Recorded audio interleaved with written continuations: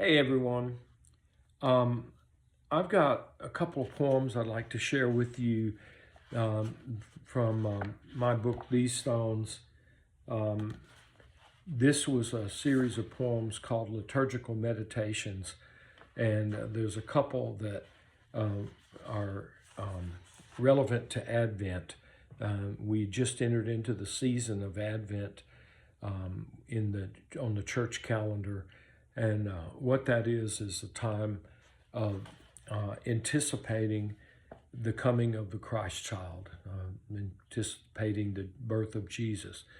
That's what it is in a more specific way, but it's also about just that feeling, that season of waiting, that often we find ourselves in a season of waiting for light to come in the darkness, for hope to come, and um, and so I've written two poems that relate to this time of Advent.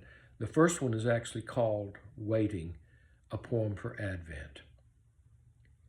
I am always waiting, waiting by the door for Father to come home, for Mom to come and tuck me in at night, for Great-Grandma Mabel's cookies to come from the oven, for Uncle Ralph's cows, Brownie and Spot, to start giving milk again, so I don't have to drink box milk with wax that chips into my glass.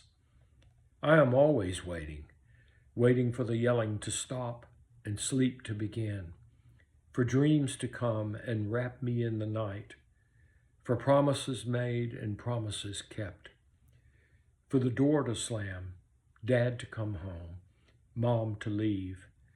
I am always waiting, for Grandpa to leave the bar and take me home, for Grandma to leave her pain and notice mine, for Dad to write. I am always waiting, for spring to come after a long winter, for the cherry tree to bloom in grandmother's backyard, for old Sue to have her puppies, for the pool to open in summer, and the ice cream truck to ring its bell. I still wait. I wait for the Christ child to be born, as Mary and Joseph waited for their son, as the shepherds and wise men waited for their king, as people everywhere wait and have waited through the ages for renewal and rebirth. I am always waiting. This next one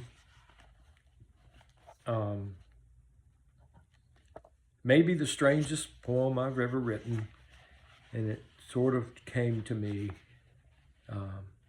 in the ether, so to speak, almost in a dream, I would describe it. And it's interesting because the poem itself is called Womb Dreams.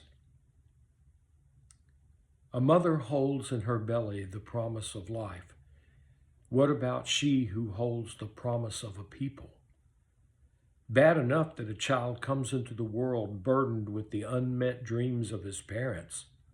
Jesus, what a cross to bear, the projections of mankind not yet born, and already there are those who would see him crowned, those who would wish him dead.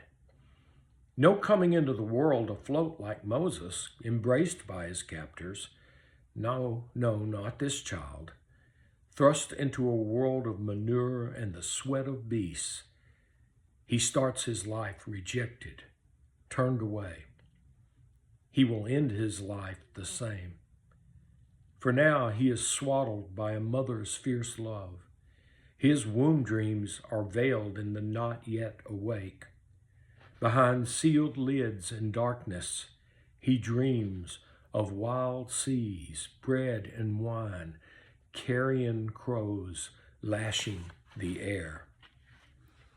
This child, while walking the earth, will meet his life like a waking dream, familiar as a remembrance, such that he will not be afraid, as though a trusted voice were whispering, "Child, you know this. This too, you know." All right. Thank you. Happy Advent, and wishing you light and love on this journey. Good night.